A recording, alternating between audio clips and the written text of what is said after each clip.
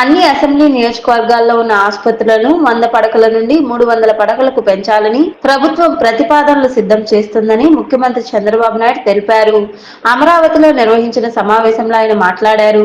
2024-25లో తలసరి ఆదాయం 11.89% పెరిగిందని, 2023-24లో తలసరి ఆదాయం వృద్ధి కేవలం 8.20%గా ఉందని సీఎం చంద్రబాబు అన్నారు. ఇక రాష్ట్ర వృద్ధి రేటు చూసుకుంటే 12.2%గా నమోదైందని వివరించారు.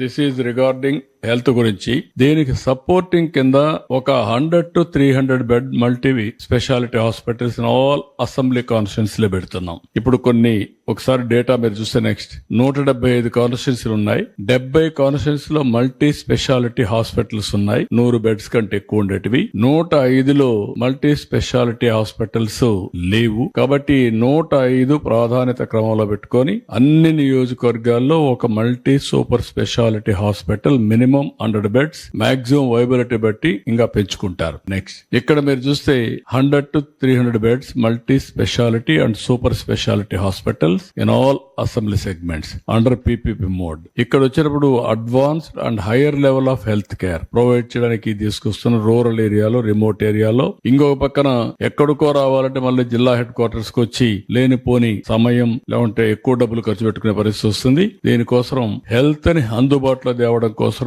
ఆరోగ్యాన్ని, ఆరోగ్య సేవల్ని వారికి అందుబాటులో పెట్టడానికి ప్రతి ఒక్క నియోజకవర్గంలో ఈ కార్యక్రమం చేస్తాం. ఇక్కడ బ్యాక్వర్డ్నెస్ అండ్ రిమోట్ ఏరియా ఈ రెండు ఏరియా పెట్టుకొని అక్కడ పరిస్థితులను పెట్టుకొని వాళ్ళకి ఇన్సెంటివ్స్ ఇస్తాం. ఫెసిలిటీ ఇప్పించడం మా బాధ్యత. వాళ్ళకు వైబిలిటీ లేకపోతే వాళ్ళకి ఇన్సెంటివ్స్ ఇచ్చి వాళ్ళని పికప్ చేస్తాం. అందుకే వైబిలిటీ గ్యాప్ ఫండింగ్ ఇంట్రడ్యూస్ చేసి ఈ ప్రాజెక్ట్స్ వైబిలిటీ అయ్యే వరకు వారికి అండగా ఉంటాం. New hospitals, green field hospitals అవసరమైతే ఆ సైట్ ఉంటే మేమే కూడా కన్సెషన్లు ఇస్తాం, కొన్ని ఇన్సెంటివ్స్ ఇస్తాం. అదే సమయంలో మేము స్టడీ చేస్తున్నాం. మధ్యప్రదేశ్, ఛత్తీస్గఢ్, ఒరిస్సా వీళ్ళు కొంతమంది చేశారు. అవన్నీ స్టడీ చేసి ఇంకా బెటర్ పాలసీ తీసుకొస్తాం. రేపు వాళ్ళు బిగినింగ్ లో ఈ సెట్ కావడానికి 50% ఆరోగ్యశ్రీ పేషెంట్ అక్కడ రెఫరెన్స్ ఇస్తాం. అప్పుడు 50% ఆక్యుపెన్సీతో స్టార్ట్ అవుతుంది. అవుట్ పేషెంట్ కూడా ఆరోగ్యశ్రీలో పెడతాం. అప్పుడు వాళ్ళకి ఈజీ అవుతుంది. వాళ్ళని ఎంకరేజ్ చేస్తాం, ప్రోత్సహిస్తాం. వాళ్ళు పికప్ అవుతారు. ఒక హెల్త్ ఇన్ఫ్రాస్ట్రక్చర్ అన్ని కాన్స్టిట్యూన్సీ హెడ్ క్వార్టర్స్ లో వస్తే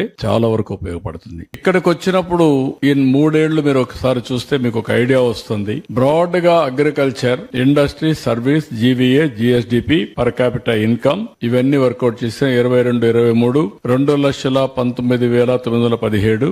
అదే మరిగా ఇక్కడికి వచ్చినప్పుడు పర్ క్యాపిటల్ ఇన్కమ్ 13.53% పెరిగింది. 23-24 2,37,956 8.20% పెరిగింది. 24-25 2,66,240 11.8% పెరిగింది. ఈసారి వచ్చే కొద్దిగా మీరు చూస్తే నెక్స్ట్ ఇయర్ కి ఇప్పటికీ 11.89% పెరిగింది. నెక్స్ట్ ఇయర్ కి 16.81% పెరుగుతుంది.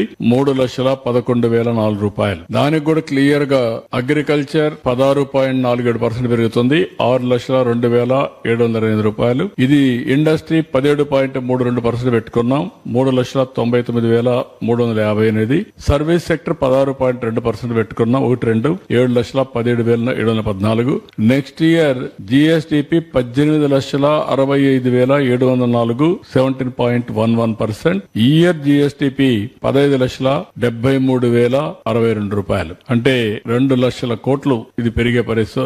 16-18 దగ్గర 2.6 పెరిగే పరిస్థితి వస్తుంది. ఇక్కడికి వచ్చినప్పుడు 24-25 ఇక్కడ మీకు ఒక ఐడియా కోసం ఇది కూడా మీరు చూస్తే agriculture, industry, service sector, GVA ఇది మనం మామూలుగా జిఎస్టిపిని ఎక్కువ చేసుకుంటాం. జీవీఏ ఇంకో ఫార్ములా కనెక్ట్ చేస్తాం కాబట్టి పర్ క్యాపిటా ఇవన్నీ కూడా మనం జిఎస్టిపి మీద బేస్ చేసుకుని మనం వర్కౌట్ చేసుకుంటాం. జీవీఏ కూడా అక్కడ కూడా పెట్టుకుంటాం. ఓవరాల్ గా దీని మీద పోతాం.